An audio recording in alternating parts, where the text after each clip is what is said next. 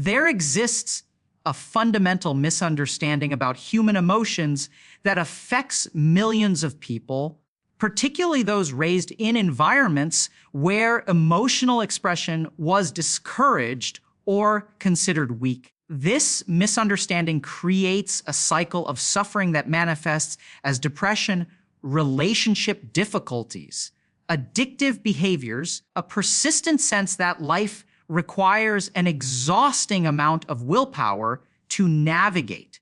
The truth is far more interesting and hopeful than most people realize.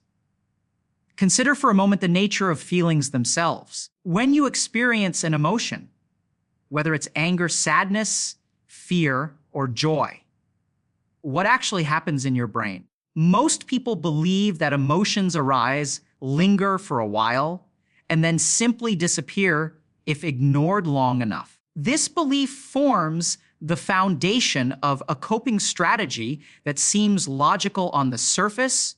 If you can just push through difficult feelings, distract yourself adequately, or numb yourself temporarily, the emotional experience will fade away and you can move on with your life. This understanding is incorrect in a profound and consequential way. The reality of how emotions function in the human brain reveals why so many people struggle with motivation, follow through relationship patterns, and self-destructive behaviors despite their best intentions and considerable effort.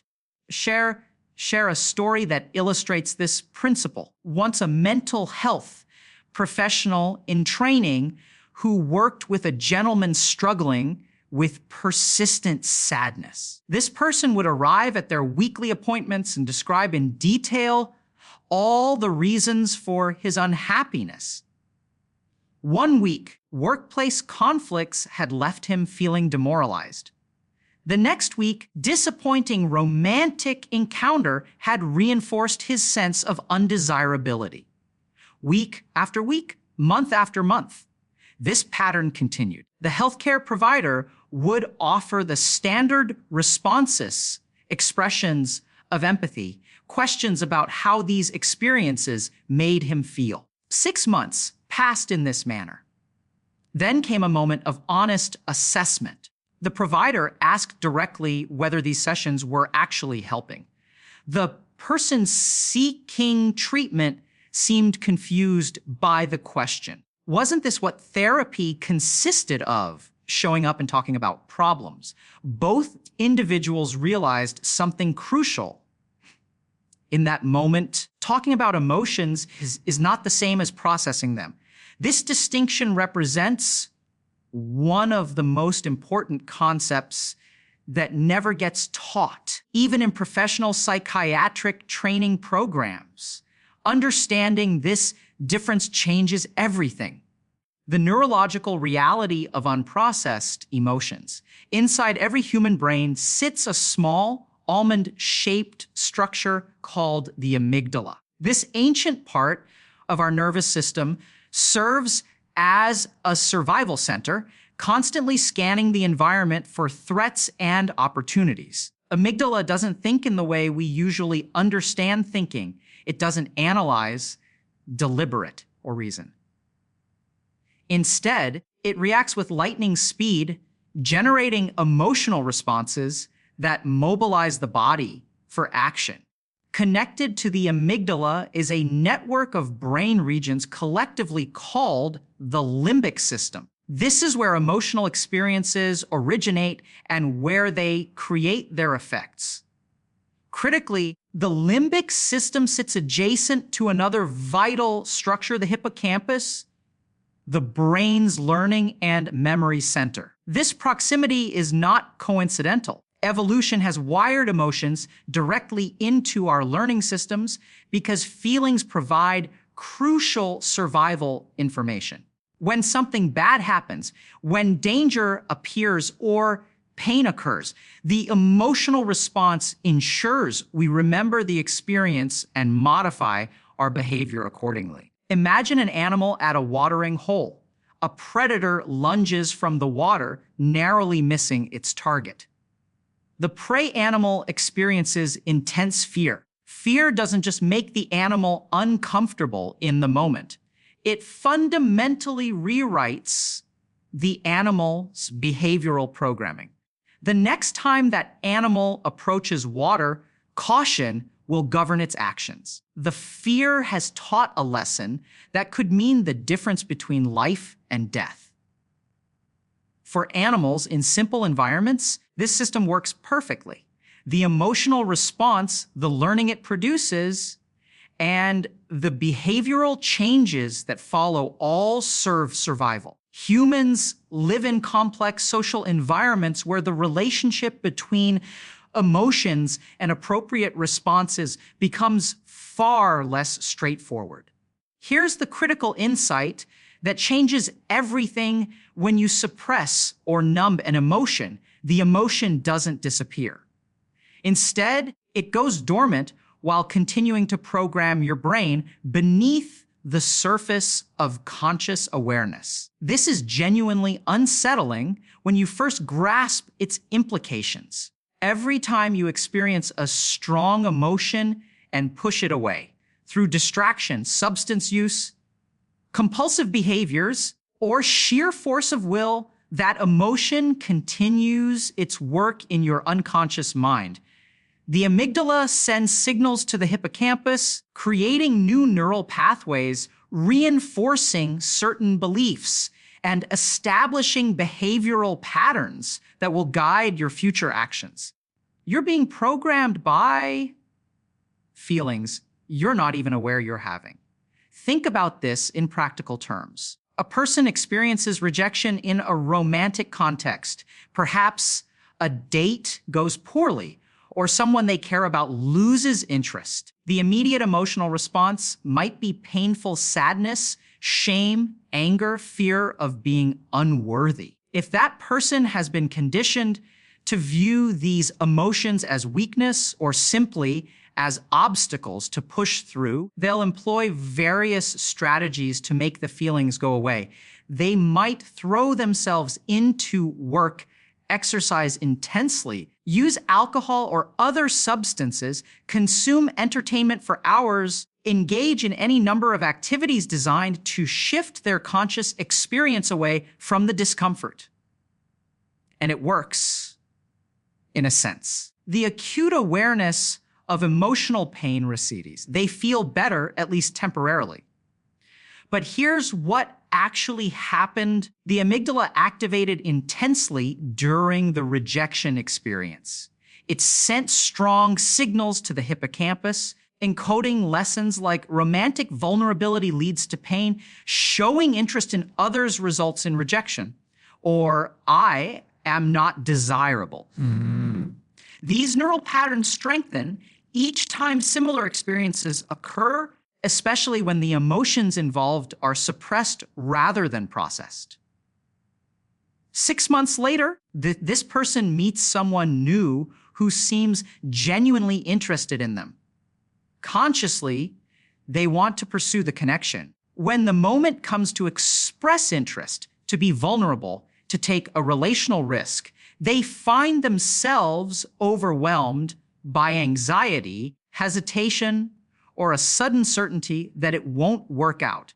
They don't understand where these feelings come from because they're not connected to the original emotional experiences that created the programming. This is why willpower feels so necessary for so many people, particularly those raised in emotional environments where feelings were supposed to be controlled or hidden. Their brains have been programmed by unprocessed emotions to avoid certain situations, seek certain outcomes, and follow certain patterns. Every day becomes a battle between conscious intentions and unconscious emotional programming. Podcast and self-help culture recognizes this struggle and attempts to address it through discipline, habit formation, and willpower training. These approaches can help, certainly, but they're addressing symptoms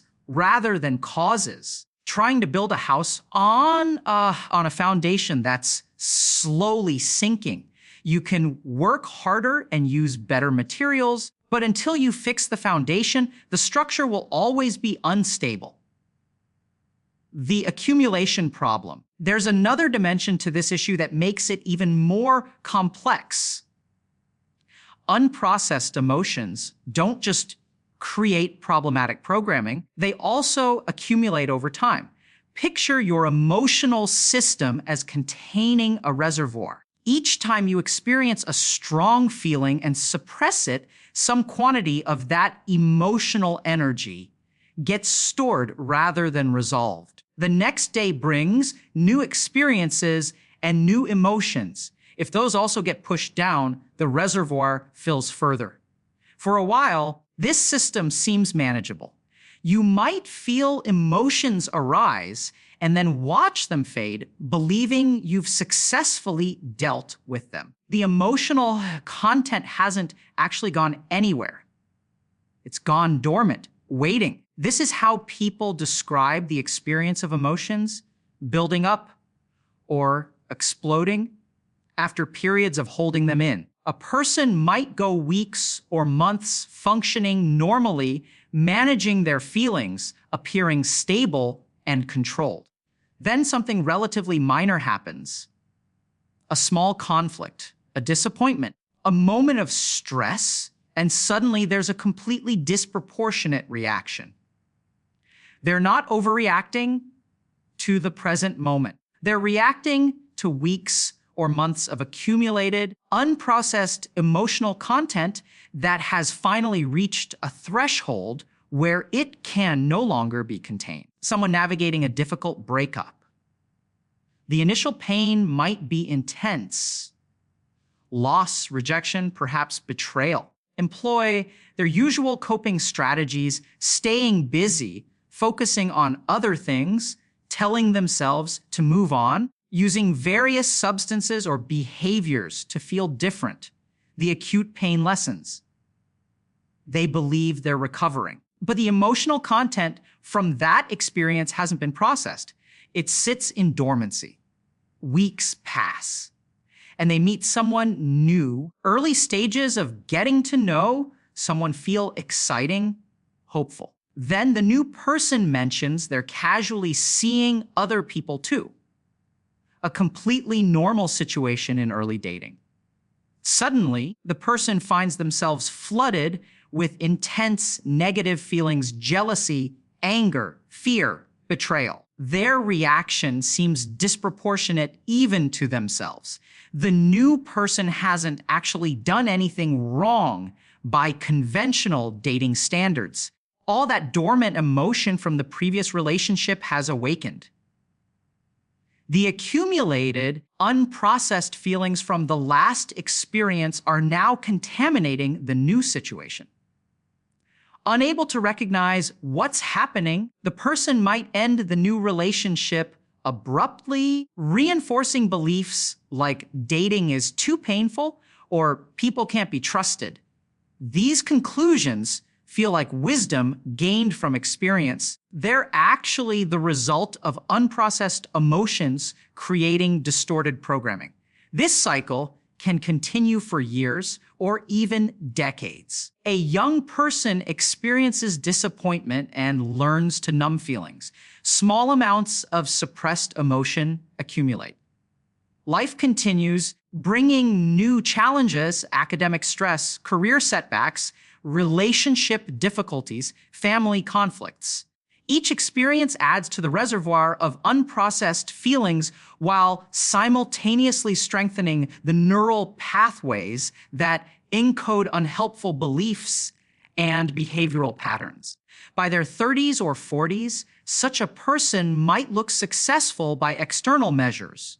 Good career, financial stability, connections, yet feel profoundly stuck, unmotivated, and exhausted by the constant effort required to function. They can't understand why life feels so hard when, objectively, things seem fine. Other people appear to navigate similar challenges with much less struggle. The answer lies in the decades of unprocessed emotional content that's been programming their unconscious mind, creating layers of avoidance and maladaptive patterns that now require constant willpower to overcome. This is why some people who seem privileged and successful can still struggle with severe depression or even suicidal thoughts. Observers might wonder how someone with so many advantages could be so unhappy. Confusion comes from not understanding how emotional suppression works. External circumstances matter less than the internal programming created by years of pushed down feelings. The person has been fighting an invisible war with their own emotions, successfully suppressing them day after day, performing well, achieving goals, all while the unprocessed content accumulates and the maladaptive programming deepens. Eventually, the effort required to maintain this becomes unbearable. The information and motivation functions of emotion. To understand how to work with emotions rather than against them, we need to recognize what emotions actually do. Serve two primary functions, providing information and creating motivation. The information function is perhaps the most underappreciated aspect of emotional experience. Your conscious mind can only process a tiny fraction of the sensory input and contextual information your brain receives at any given moment. The vast majority of what your brain perceives and analyzes never reaches conscious awareness. Yet this unconscious processing is sophisticated and important. Your brain is constantly making calculations, noticing patterns, assessing situations, and drawing conclusions based on millions of data points you're not consciously tracking. Emotions are how this unconscious processing communicates with your conscious mind. They're like a messaging system, sending compressed information from the deep analytical parts of your brain to your awareness. Think about intuition, that sense that something is right or wrong, safe or dangerous, trustworthy or suspicious, without being able to articulate exactly why. That's emotional information. Your brain has processed countless subtle cues, body language, tone of voice, contextual details, pattern recognition based on past experiences, and synthesized all of that into a feeling. This is why gut feelings can be so valuable. You might meet someone who says all the right things, presents themselves perfectly, offers something that seems too good to be true, and yet something feels off. Your conscious mind sees the attractive surface presentation. Your unconscious mind has detected incongruities, inconsistencies, or warning signs that don't add up. And it's sending that information via the emotional channel discomfort, unease, suspicion. Alternatively, you might encounter a situation that seems risky or uncertain by rational analysis, yet something in you feels compelled to proceed. That's also emotional information. Your unconscious mind has detected opportunity, alignment, positive indicators that your conscious analysis might be missing. The second function of emotions is motivation. Feelings powerfully influence what we want to do. Fear motivates us to avoid danger. Anger motivates us to confront threats or injustice. Sadness motivates us to withdraw and conserve energy. Joy motivates us to repeat rewarding behaviors.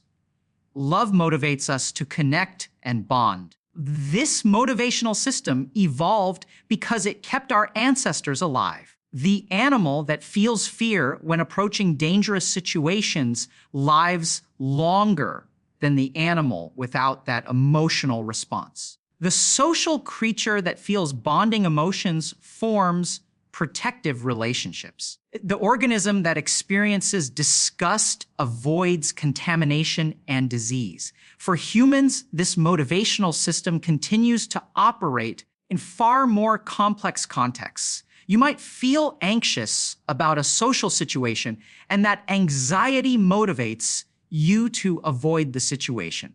You might feel attracted to someone, and that attraction motivates you to pursue connection. You might feel frustrated by a challenge, and that frustration motivates you either to try harder or to give up. Here's the crucial insight. Emotions provide information and create motivation, but they don't think analytically. They don't reason. They don't consider long-term consequences or complex factors. They simply deliver messages and create impulses. The amygdala and limbic system operate much faster than your rational analytical mind. When emotions arise, they often jump to conclusions, seeing situations in black and white terms. This is especially true when stress hormones like adrenaline are involved. They literally alter your brain chemistry in ways that reduce nuanced thinking and promote rapid, decisive action. This made perfect sense in our evolutionary past. When danger appeared, there was no time for careful deliberation. Organism that stopped to analyze all the possibilities got eaten. The organism whose emotions created immediate, powerful motivation to act survived. But in modern human social contexts, this rapid and white emotional response often produces poor outcomes. Your girlfriend seems distant and you immediately conclude she's losing interest or being unfaithful. Your boss criticizes your work and you immediately conclude you're going to be fired. Doesn't text back quickly and you immediately conclude they're rejecting you. These emotional conclusions might contain useful information. There might be a real issue worth attending to. But the specific interpretation the emotion suggests is often distorted or incomplete. Most people relate to their emotions in one of two problematic ways. Either they try to suppress the emotion entirely, they simply act on what the emotion is telling them to do. Suppression, as we've discussed, leads to accumulation and unconscious programming. Simply acting on emotional impulses without reflection is equally problematic. If your anger tells you to send a harsh message, your fear tells you to avoid all risk. Your sadness tells you to isolate yourself. Your jealousy tells you to spy on your partner. Following these emotional directives often makes situations worse. People find themselves trapped between two bad options, suppress emotions and suffer the consequences of that suppression, act on emotions and suffer the consequences of impulsive, emotionally driven decisions.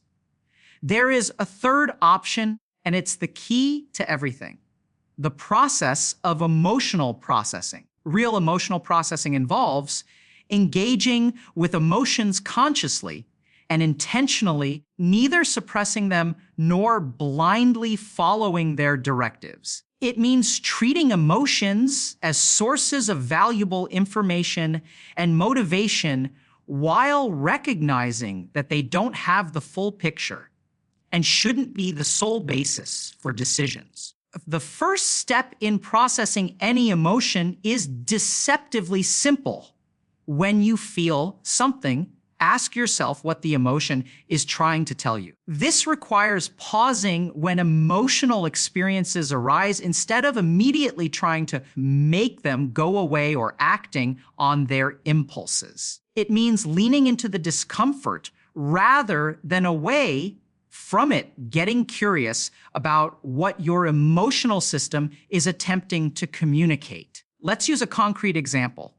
Imagine you're in a relationship and you notice yourself feeling uncomfortable or suspicious. Maybe your partner has been on their phone more than usual, or they seem emotionally distant, or they've been vague about their plans. Immediate emotional response might be anxiety, jealousy, or insecurity. These feelings are deeply uncomfortable. The typical responses would be either to suppress these feelings or to act on them impulsively. Emotional processing takes a different approach. You pause with the uncomfortable feelings and ask, what are these emotions trying to tell me? The anxiety might be saying, pay attention, something has changed in this relationship and it warrants investigation. The insecurity might be saying, you're feeling undervalued or taken for granted. The jealousy might be saying, you're afraid of losing something important to you. Notice that these emotional messages contain potentially useful information, but they're not making sophisticated analytical claims. They're highlighting that something deserves your attention. The second question to ask is, what is this emotion trying to get me to do? In this scenario, the emotions are probably creating motivation toward protective behaviors. The fear wants you to distance yourself before you get hurt worse. The jealousy wants you to control the situation. The insecurity wants you to seek reassurance or test your partner's commitment.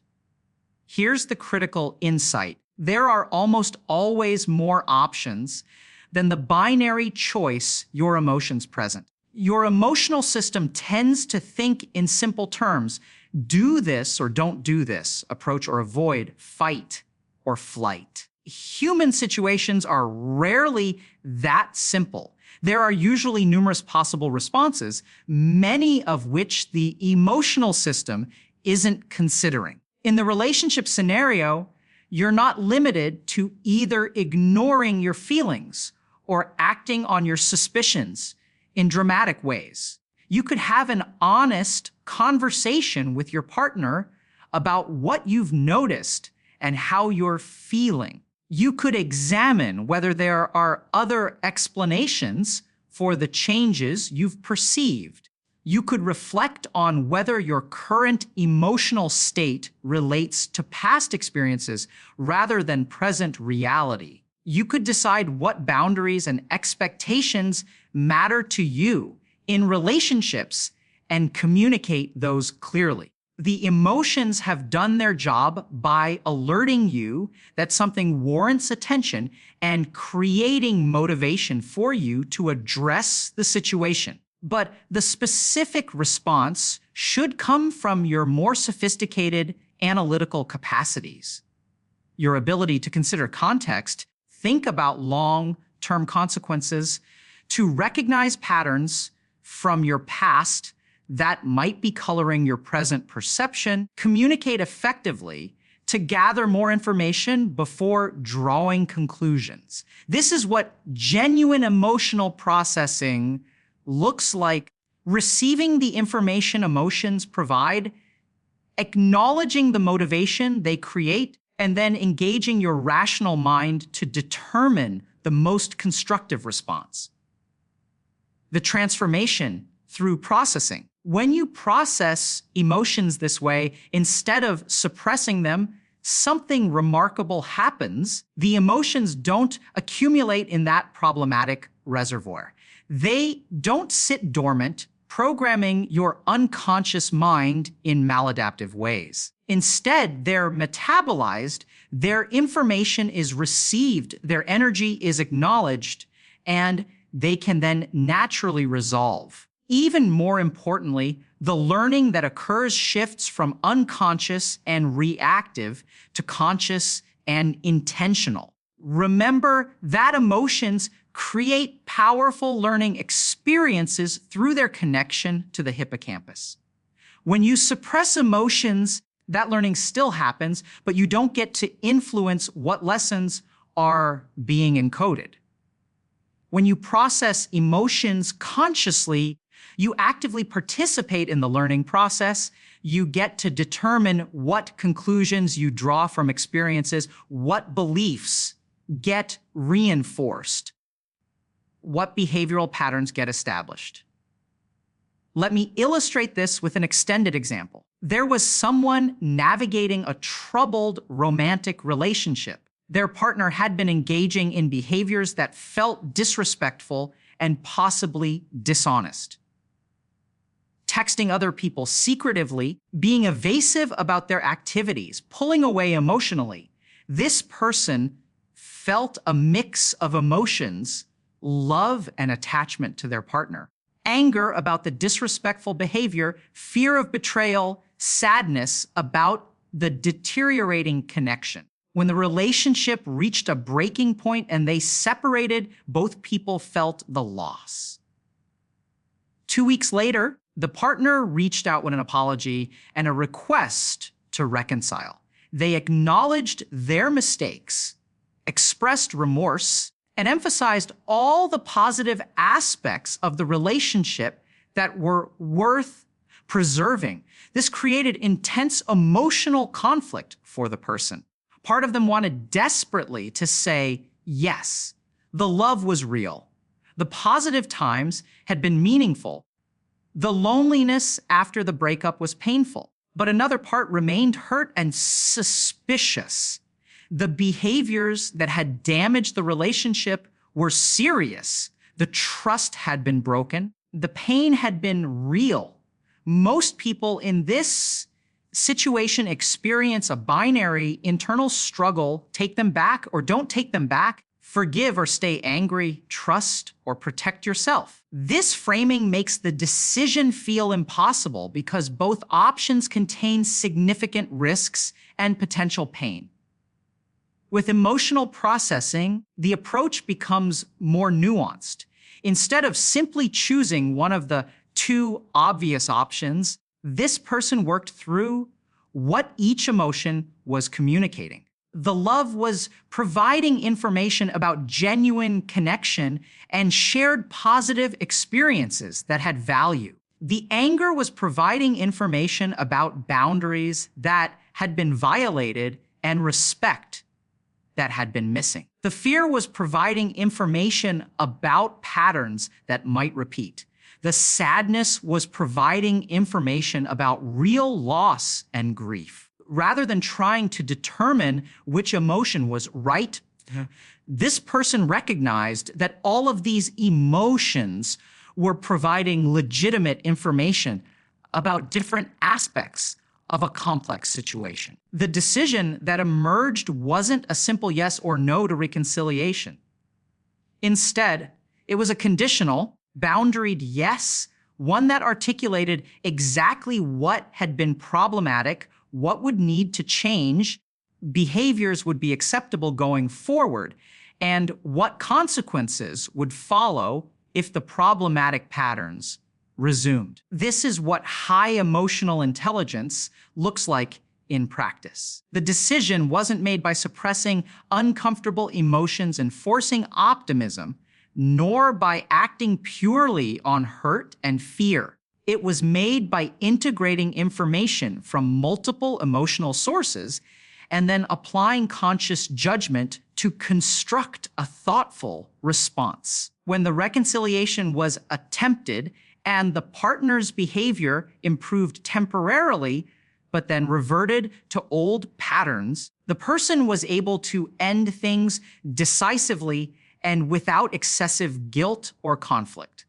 They had already processed the emotions involved, understood what they were willing to accept and what they weren't, and made a conscious decision about their boundaries. When their partner became upset at the final breakup, attempting to use guilt or persuasion to change the decision, these tactics didn't work. Person had already worked through the guilt in advance, had already examined their motivations and values, had already decided what kind of relationship they wanted. The emotions that arose in the moment, including some guilt, some sadness, were recognized as echoes of feelings that had already been processed rather than new information requiring a decision change. The learning that occurred from this experience wasn't, or romantic relationships are dangerous, or trust, no, or I'm not capable of making good relationship decisions. The kinds of unconscious lessons that might have been encoded if the emotions had been suppressed.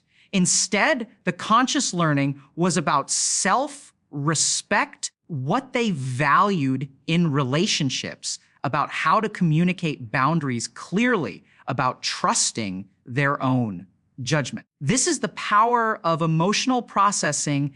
It converts experiences from sources of unconscious programming into sources of conscious growth. Follow through problem. One of the most common struggles people face is difficulty with follow through.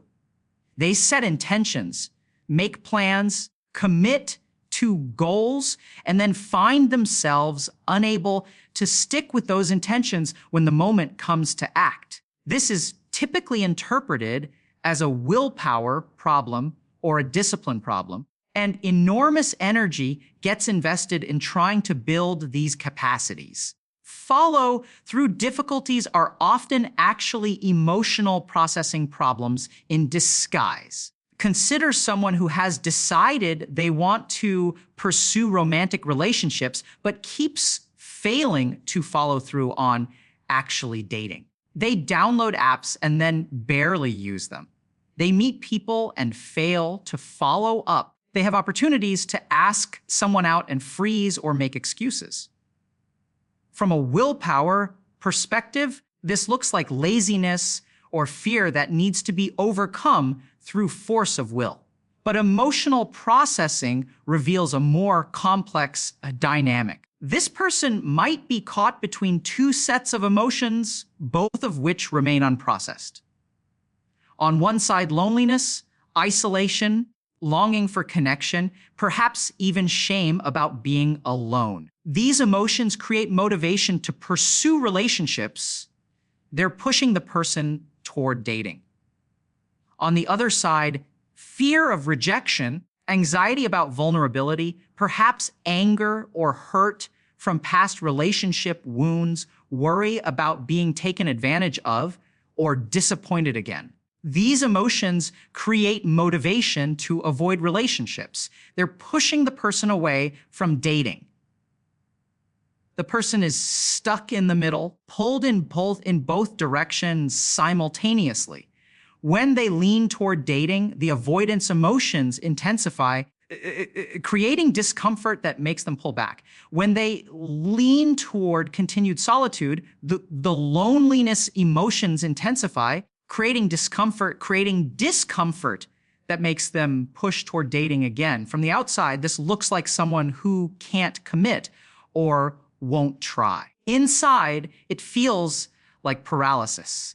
Every movement in either direction increases emotional pain. Safest position becomes staying stuck in the middle, making half-hearted attempts that protect against both sets of emotions without fully committing to either direction. This is why willpower and discipline approaches often fail for follow-through problems. The person isn't lacking determination, they're caught in an emotional double bind.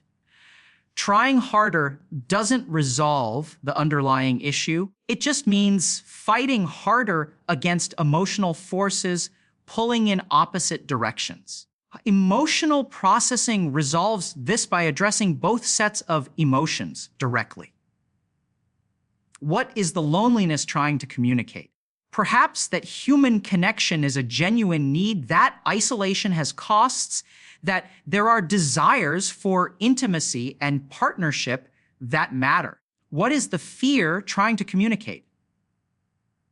Perhaps that past wounds still need attention, that certain relationship patterns have been harmful, that self-protection has value.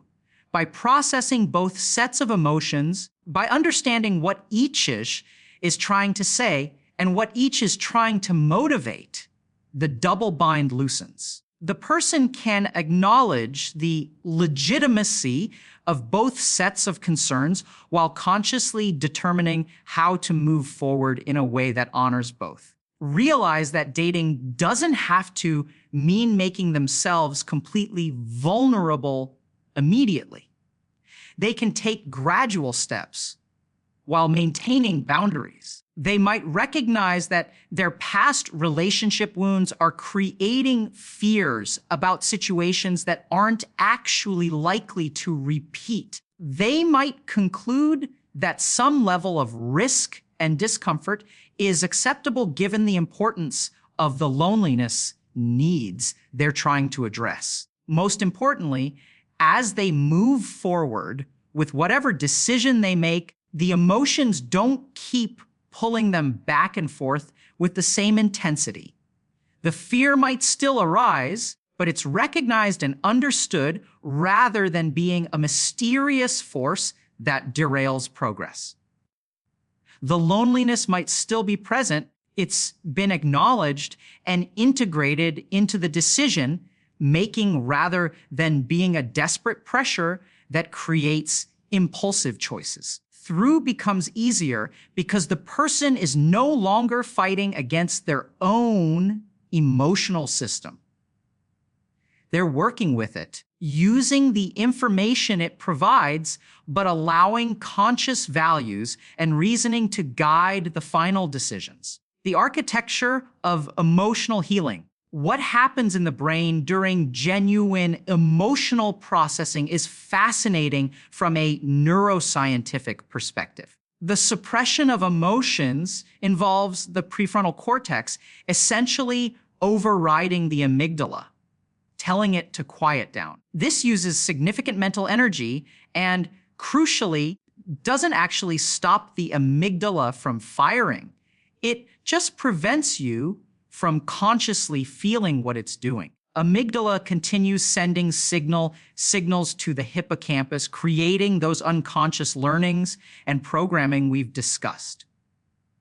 Meanwhile, prefrontal cortex maintains its suppressive pressure, which requires ongoing effort and creates that sense of managing or holding back emotions that many people experience as their baseline mental state. When you instead bring emotions to conscious awareness without suppressing them, something different occurs. The amygdala's signals reach consciousness. You feel the emotion fully. If you simply sit with this experience without trying to make it go away and without acting impulsively on it, the amygdala naturally begins to return to baseline. Emotions have a natural life cycle when allowed to run their course. More importantly, because you're consciously present with the emotion, the learning that occurs through the hippocampus comes under conscious influence. You're not passively being programmed by unconscious reactions. You're actively participating in what lessons get encoded. This is particularly important for trauma recovery.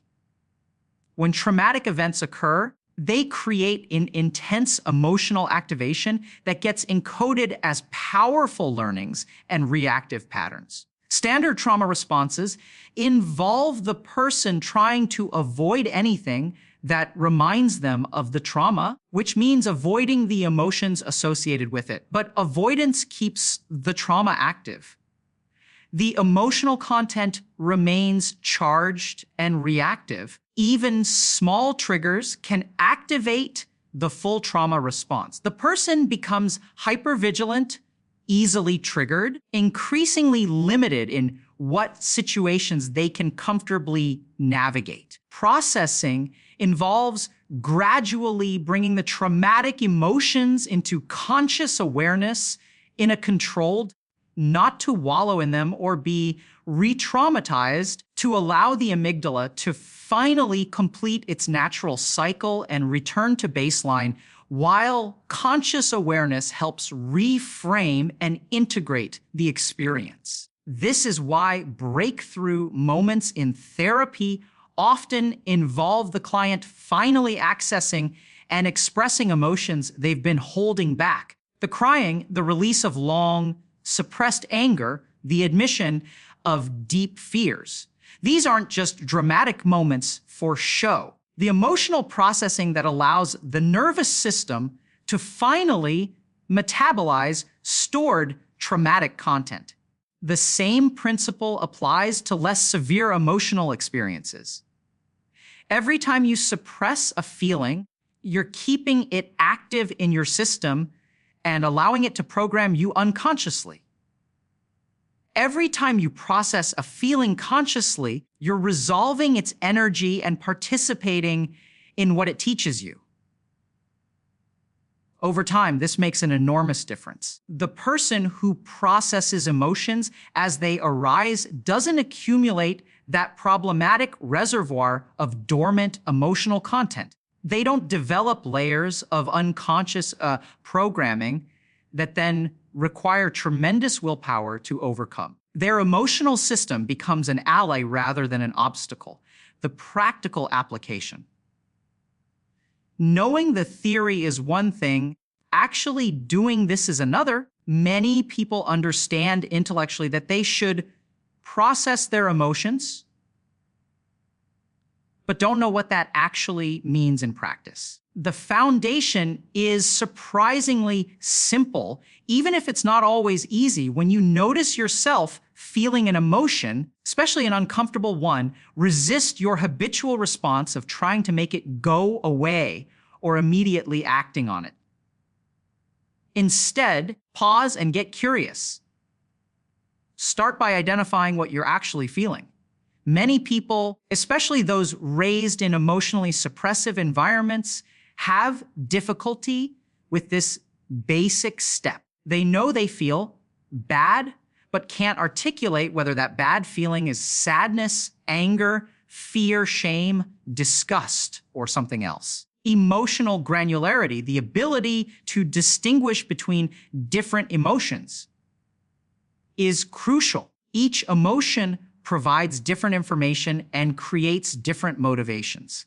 Sadness signals loss and prompts withdrawal for healing. Anger signals boundary violations and prompts confrontation or change. Fear signals danger and prompts protection or escape. Shame signals social judgment and prompts hiding or improvement. If you can't distinguish between these different signals, you can't effectively use the information they're providing. Once you've identified the emotion, ask it questions. This might feel strange at first, talking to your own feelings, but remember that emotions are actually your unconscious mind communicating with your conscious awareness. You're essentially interviewing a part of yourself that has information your conscious mind doesn't have. What is this emotion trying to tell me? What has it noticed that I might be missing? What is it concerned about or responding to? Sometimes the answer is obvious. When I work with people angry because someone treated you disrespectfully, you feel sad because something meaningful ended. You feel afraid because you're facing an uncertain situation. But often, if you ask with genuine curiosity, you'll discover that the emotion is responding to something more subtle or complex than you consciously realized. The anger might not just be about the specific disrespectful behavior.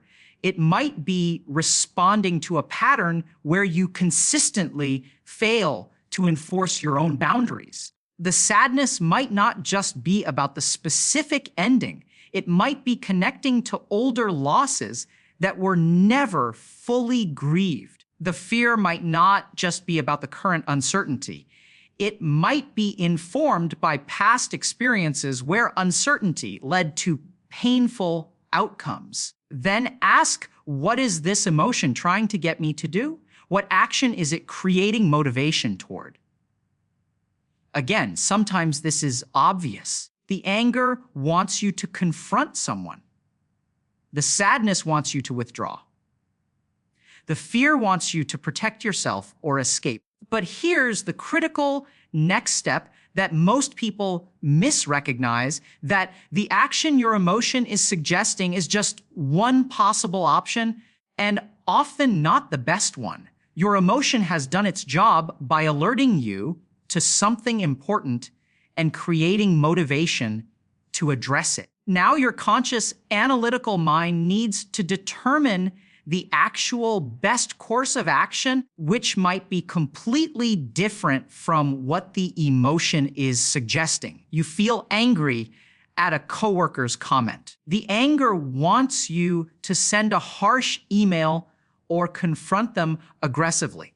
But when you ask what the anger is telling you, you realize it's signaling that you feel undervalued and that the comment revealed a lack of respect for your contributions. The anger's suggested action might damage the working relationship and make things worse. Instead, you might decide to have a calm, direct conversation about expectations and communication. You might realize this particular coworker's opinion doesn't actually matter that much and decide to let it go while focusing more energy on relationships with colleagues who do appreciate your work. Or you might recognize that the intensity of your reaction suggests you're feeling generally undervalued at this job, and start considering whether it's time to look for positions where your contributions would be better recognized. All of these responses address what the anger was trying to communicate, but none of them involve simply acting on the anger's impulse. This is the practice of emotional processing. Feel the emotion fully, understand its message, acknowledge its motivation, consciously choose your response. The most common mistakes. Even when people understand this framework, several common mistakes interfere with successful emotional processing. The first is confusing talking about emotions with processing them. You can talk endlessly about why you're sad, what makes you angry, or why you're anxious without actually processing those emotions. Talking becomes a way of circling around the emotion rather than sitting with it. Real processing requires actually feeling the emotion, not just intellectually discussing it. This is why breakthrough moments in therapy often involve the finally accessing the actual feeling. The tears come, the anger emerges, the fear gets expressed, rather than just describing the situation that created the emotion. The second mistake is trying to think your way through emotions. Emotions don't respond well to logical argument. You can't reason yourself out of feeling something. I shouldn't feel jealous because we're not exclusive. Doesn't make the jealousy disappear. I shouldn't feel sad because the relationship was unhealthy anyway. Doesn't resolve the grief. Emotions need to be acknowledged and felt, debated, or rationalized away. You can use your analytical mind to interpret what the emotion is telling you and to determine your response. You can't use logic to bypass the emotional experience itself. The third mistake is judging emotions as good or bad, appropriate or inappropriate. This creates resistance to feeling them fully, which prevents processing. Yes, emotional responses are disproportionate to their triggers. Yes, some emotions arise from misunderstandings or distorted perceptions. Judging the emotion as wrong doesn't help.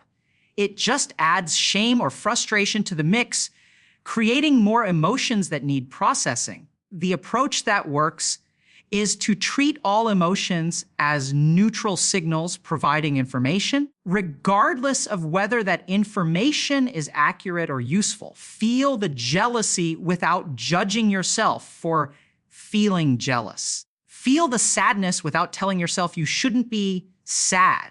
Feel the anxiety without labeling yourself as too sensitive or paranoid. You can later evaluate whether the emotions message is accurate and whether its suggested action is wise. That evaluation should come after acknowledging and experiencing the emotion, not instead of it. The fourth mistake is expecting emotional processing to be quick and easy. Some emotions process relatively quickly. You feel them, understand their message, and they resolve. But emotions connected to deeper patterns, old wounds, complex situations often require repeated processing over time. You might work through your feelings about a relationship ending, resolved, and then weeks later encounter a trigger that brings up another wave of grief or anger. This doesn't mean you failed at processing the first time. It means there are layers to emotional experiences. Different aspects surface at different times. This is particularly true for significant losses, traumas, or major life transitions. The processing happens in waves, with periods of intense emotion alternating with periods of relative calm. Overall intensity gradually diminishing as the various layers get addressed do continue over time. The fifth mistake is trying to process emotions alone when support would be helpful. Emotional processing can certainly happen in solitude through reflection, journaling, or meditation. But humans are social creatures, and many of our most important emotions arise in relational contexts and process most effectively in relational containers. This is why therapy can be so valuable, not because therapists have magic answers, but because they provide a safe, non-judgmental relationship within which to feel and explore difficult emotions. Friends, family members, support groups, other trusted relationships can serve similar functions if they're able to offer presence and acceptance without trying to fix, judge, or bypass the emotions. The connection to addiction and compulsive behaviors, the framework of emotional processing illuminates why addictive and compulsive behaviors are so common, especially among people who were raised in emotionally suppressive environments. Every addiction and compulsion serves the same basic function: managing emotional states. Substances alter brain chemistry to create different feelings. Behaviors like gaming, pornography use, compulsive exercise, workaholism, endless social media scrolling provide distraction and stimulation that shifts consciousness away from uncomfortable emotional states. None of these strategies actually processes the underlying emotions. They just provide temporary relief from feeling them, which means the emotions accumulate and continue programming unconsciously while the person becomes increasingly dependent on the coping mechanism.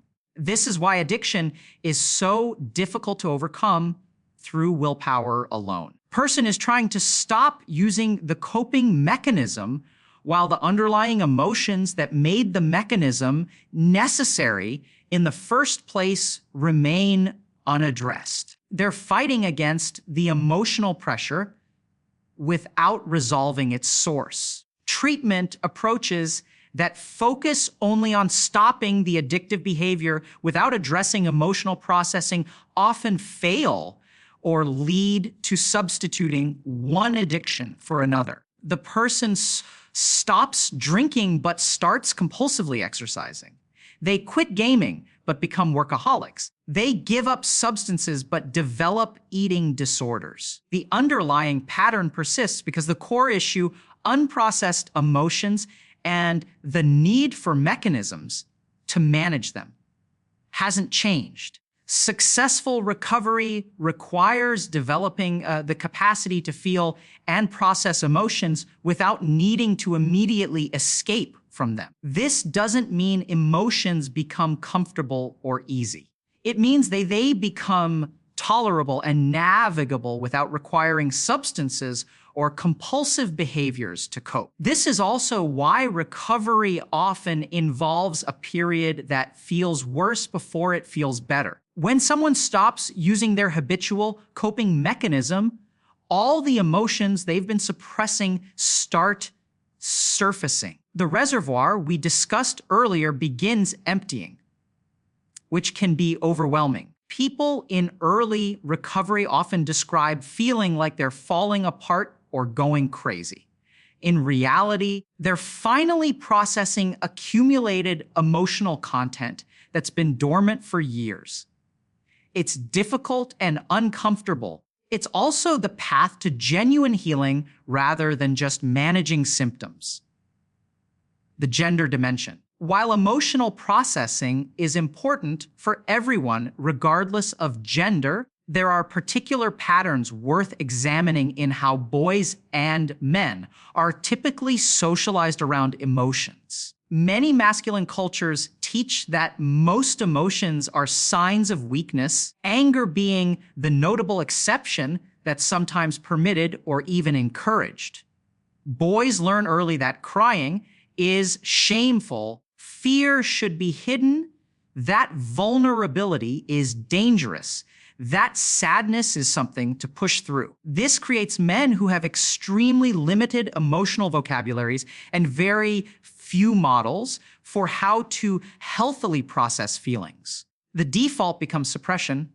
Men up, push through, don't be soft.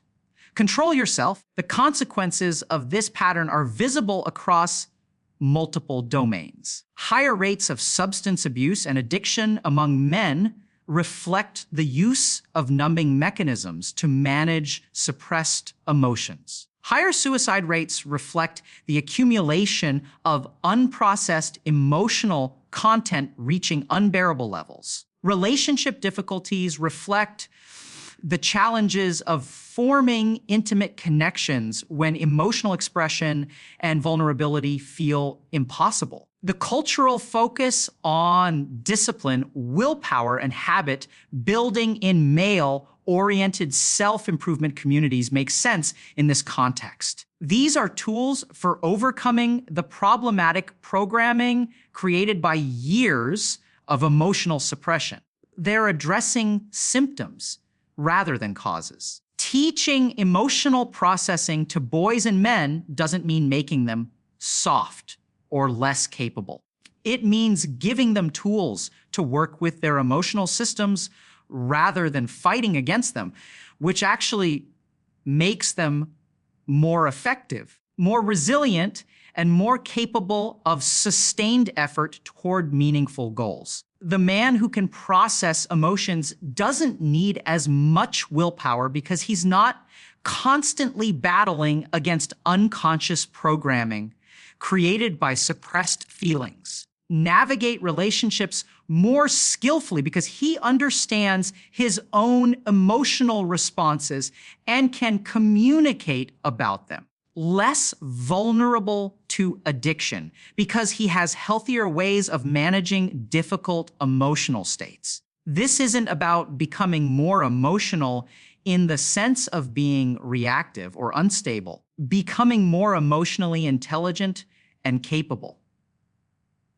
The relationship between processing and programming. Let's return to the fundamental mechanism we discussed earlier. Emotions create learning through their connection to the hippocampus. This learning happens regardless of whether you're aware of it. The question is whether it happens unconsciously, programming you in ways you don't control, or consciously with your participation in determining what lessons get encoded. Every experience that generates emotion is also generating learning. A rejection teaches lessons about risk and vulnerability. A success teaches lessons about capability and strategy. A betrayal teaches lessons about trust and relationships. A loss teaches lessons about attachment and impermanence. When emotions get suppressed, the lessons encoded tend to be simplistic and protective. Rejection is unbearable. Avoid vulnerability. Success requires perfection. Never show weakness. People betray you. So, loss is devastating. Don't get attached. These lessons become unconscious rules that govern behavior. The person doesn't think I'm following the rule that says avoid vulnerability because rejection is unbearable. They just feel resistant to being vulnerable without quite knowing why. They tell themselves stories about being independent or not needing anyone or being realistic about relationships. The actual driver is unconscious programming from unprocessed emotional experiences. When emotions get processed, the lessons become more nuanced and adaptive. Rejection is painful but survivable, and vulnerability is necessary for meaningful connection. Success comes from effort and learning. Perfection isn't required. Trust requires discernment, and some people are trustworthy while others aren't. Loss is part of life, and attachment remains worthwhile, despite the pain of eventual loss. These processed lessons allow for much more flexible and effective responses to life situations. The person can take social risks despite having experienced rejection. They can pursue goals despite having experienced failure. They can form close relationships despite having experienced betrayal. They can love deeply despite having experienced loss. This is the freedom that comes from emotional processing. You stop being unconsciously controlled by past emotional experiences and start being able to make conscious choices based on your values and goals. Every day presents opportunities for this processing. Small frustrations, minor disappointments, moments of anxiety or sadness or anger, these are all chances to practice the fundamental skill of pausing, getting curious about what the emotion is communicating, understanding what it's trying to motivate, consciously determining your response. Over time, this practice accumulates into a fundamentally different way of operating. The person who consistently processes emotions develops a very different internal landscape than the person who consistently suppresses them. The suppressor accumulates dormant emotional content, develops layers of unconscious programming, requires increasing amounts of willpower and discipline to function, often reaches a point of exhaustion or breakdown when the suppressed content becomes unmanageable. The processor resolves emotional content as it arises, maintains more conscious control over their behavioral programming, finds that desired actions require less force and strain, and generally experiences greater ease and freedom in navigating life. The story within the story. Let me share one more extended example that illustrates many of these principles working together. There was someone who worked with a mental health professional over an extended period. For the first many months, predictable pattern played out in their sessions. The person would arrive and describe feeling depressed. They would recount events from their life, conflicts at work, disappointments in dating, difficult family interactions, and connect these events to their depressed mood. The healthcare provider would offer standard empathic responses, encouraging the person to explore and express their feelings. Week after week, this continued without meaningful change in the person's condition. Eventually, both individuals recognized that something wasn't working despite following what seemed like the appropriate therapeutic process. The person was talking about their emotions. The provider was listening supportively, but genuine emotional processing wasn't occurring. What became clear was that the person had developed a habitual narrative about their sadness. They could describe being depressed very articulately, could explain all the reasons for their depression, could talk at length about their sad feelings. They weren't actually feeling those feelings in the present moment during the sessions. they were recounting and analyzing them from a slight distance. This narrative had become a protective mechanism, a way of acknowledging that emotions existed without having to fully experience them.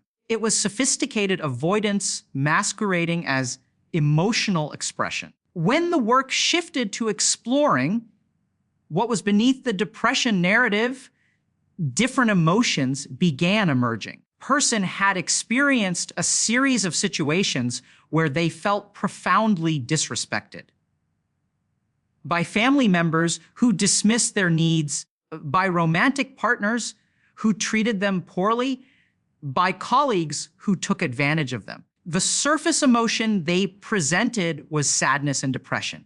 The deeper emotions they'd been avoiding were anger and rage. This is common. Anger often feels more dangerous than sadness, especially for people socialized to believe that anger is destructive or inappropriate. Depression can be a way of turning anger inward against the self because expressing it outward feels too risky or wrong. One particular relationship exemplified the pattern. The person had been involved with someone who treated them inconsistently, sometimes attentive and generous, creating wonderful experiences together, but other times dismissive and hurtful. One specific incident captured the dynamic perfectly. On a holiday, this person drove a significant distance to deliver gifts for their partner's children, something they'd put thought and care into. When they arrived, one of the children came to the door excited to see them. But the partner took the gifts, thanked them briefly, closed the door without inviting them in or allowing the visit to continue. Standing outside in cold weather after driving nearly an hour to deliver these gifts, having the door literally shut in their face. This was the kind of moment that generated intense emotion. But that emotion hadn't been processed at the time. It had been suppressed, adding to the reservoir of dormant content. Person could articulate intellectually that they'd been treated poorly. They could describe feeling sad about the relationship ending. They hadn't accessed and processed the anger about being disrespected in this way, the hurt about having their caring gestures dismissed, the frustration about repeatedly accepting this kind of treatment. Therapeutic work finally helped these deeper emotions surface when the person could feel the anger and not just think about it, when the rage about these patterns of disrespect could be experienced and expressed. Genuine processing began occurring. This connects to a principle that mental health professionals recognized long ago. Depression often involves anger that's been redirected toward the self. When the appropriate anger toward others and toward unjust situations can't be felt or expressed, it gets turned inward, creating depression, criticism, and a sense of worthlessness or helplessness. The processing of suppressed anger doesn't mean becoming an angry person. It means finally feeling and understanding what the anger was communicating, which then allows it to resolve naturally rather than remaining as dormant content that expresses itself as depression. After months of circling around emotions through intellectual discussion, finally accessing and experiencing them directly.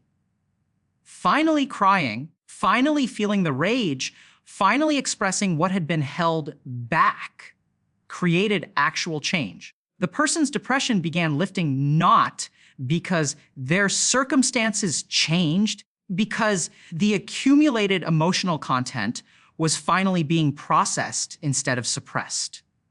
The broader implications. Understanding emotional processing has implications that extend far beyond individual mental health. Consider how many social problems relate to unprocessed emotions playing out at scale. Political polarization often involves people reacting to emotional triggers, fear, anger, sense of injustice, without processing what those emotions are actually responding to. The emotions create strong motivations to oppose the other side, but little clarity about underlying values or constructive solutions. Relationship conflicts often escalate because people react to their emotional responses rather than processing them. One person feels dismissed and reacts with criticism. The other person feels attacked and reacts with defensiveness. Neither has paused to process what their emotions are actually communicating or to consciously choose responses that might resolve the underlying issues. Workplace dysfunction often stems from unprocessed emotions, creating dysfunctional patterns. A manager feels insecure about their authority and reacts by micromanaging.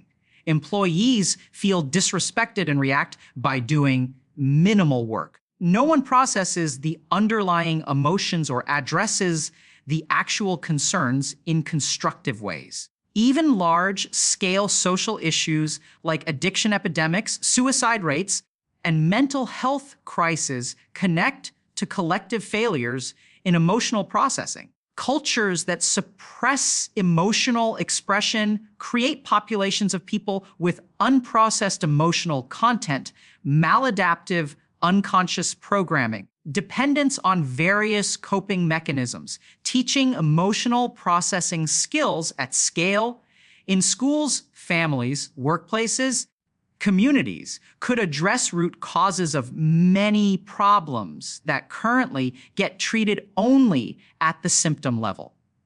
The liberation that's possible. The most important thing to understand about all of this is that life doesn't have to be as hard as it is for many people. The constant battle with yourself, the exhausting effort required to do things you genuinely want to do, the sense that you're always fighting against your own tendencies, these are symptoms of unprocessed emotions creating unconscious programming that your conscious will have to constantly override. It's possible to operate differently. When emotions are processed as they arise, when the learning that occurs from experiences happens consciously rather than unconsciously, when your emotional system becomes an ally providing valuable information rather than an enemy generating obstacles, life becomes more fluid, more aligned. You still experience difficulties and challenges. You still need to make hard decisions and take uncomfortable actions. You're not also battling against your own mind while trying to navigate external circumstances. The person who has processed their fear of rejection can ask someone on a date without an internal war about whether they're capable of handling a possible no. The person who has processed their anger about past disrespect can set clear boundaries without excessive guilt or anxiety. The person who has processed their grief about losses can remain open to new connections without constant fear of more loss. This isn't about achieving some perfectly enlightened state where you never feel difficult emotions. It's about developing a fundamentally different relationship with your emotional experiences. One where they inform and motivate you without controlling you, where they provide valuable data without overwhelming your capacity for conscious choice. The skills involved are simple in concept. Pause when emotions arise, get curious about their messages, understand their motivations, consciously choose your responses. The practice requires patience and consistency, but it's accessible to anyone willing to engage with their emotional experiences rather than simply trying to manage or suppress them. People who have spent years or decades suppressing emotions Beginning this practice can feel overwhelming. There's often accumulated content that starts surfacing once the suppression lessons. This is why support from therapists, trusted relationships, or communities practicing these skills can be valuable during the transition. But on the other side of that transition is a way of operating that requires dramatically less force and strain. The metaphor of a river applies well. You can try to push water up or through constant effort and willpower. You can work with gravity and natural flow. Emotional processing is learning to work with your emotional system's natural functioning rather than constantly fighting against it. The integration of understanding. Everything discussed here points toward a central insight. The human system is designed to process emotions, and when that processing doesn't occur, the system develops problems. Those problems manifest as mental health symptoms, relationship difficulties, addictive patterns, motivation issues, and countless other struggles. The solution isn't more willpower, more discipline, more control.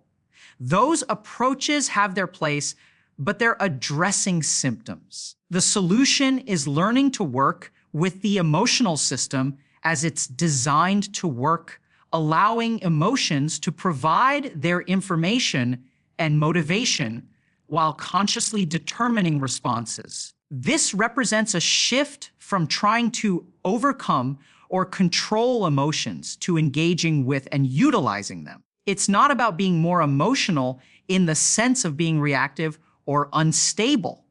It's about being more emotionally intelligent and capable. Practical application starts with the next emotion you feel. Whatever it is, instead of immediately trying to make it go away or acting on it impulsively, pause. Get curious. Ask what it's trying to tell you. Ask what it's trying to get you to do. Sit with it long enough to really listen to the response. Then consciously determine your action. This one practice, repeated consistently over time, rewrites your relationship with your emotional system and gradually resolves the accumulated content that's been creating problems. It's simple, but not always easy, especially when dealing with intense emotions or old wounds. But it's accessible and it works. The goal isn't to never feel difficult emotions. The goal is to feel them fully, learn from them consciously, allow them to resolve naturally rather than accumulating and unconsciously programming you. The goal is a life where your energy goes toward pursuing what matters to you rather than constantly battling against your own mind. That life is possible through emotional processing. It requires understanding how emotions work, what they're for, how to engage with them effectively. It requires practice and patience, especially when undoing years of suppression. But it's perhaps the most important skill anyone can develop for creating sustainable well-being and authentic freedom. This is what mental health professionals who focus on emotional processing are trying to facilitate. Not just symptom reduction, fundamental shifts in how people relate to their emotional experiences. It's what effective therapy accomplishes when it works. People who seem to navigate life with unusual ease and wisdom have often learned to do naturally or through their own experience. And it's learnable. These aren't mysterious abilities that some people are born with and others lack. They're skills that can be developed through understanding and practice. The understanding involves recognizing how the emotional and learning systems in the brain interact, how suppression creates problems, how conscious processing resolves them. The practice involves repeatedly pausing with emotions getting curious about their messages, consciously choosing responses. Over time, this practice accumulates into transformation. The reservoir of dormant emotional content gradually empties through processing. The unconscious programming created by suppression gradually gets overwritten through conscious learning. The need for constant willpower and discipline to function gradually lessens as internal resistance decreases. Life becomes more aligned, more fluid, more free. This is the promise of genuine emotional intelligence, not just understanding emotions intellectually, developing practical skills for engaging with them effectively. It's the difference between knowing about emotions and knowing how to process them. It's the path from being controlled by unconscious emotional programming to consciously participating in how your experiences shape you. Everything begins with the next emotion you feel and the choice you make about how to engage with it. That choice, repeated consistently, changes everything over time. This is the practice that transforms lives, not through dramatic interventions or major life changes, through subtle shifts in how you relate to your moment, to moment emotional experiences. The understanding is now accessible. The practice is simple even when not easy. The results compound over time. The choice is whether to continue fighting against your emotional system through suppression and willpower, to learn to work with it through conscious processing. One path leads to accumulation, exhaustion, and increasing difficulty. The other leads to resolution, ease, and growing freedom. This is what processing emotions actually means, why it matters, and how to do it. Not complex theories or abstract concepts, but practical understanding of how your mind works and what to do with that understanding.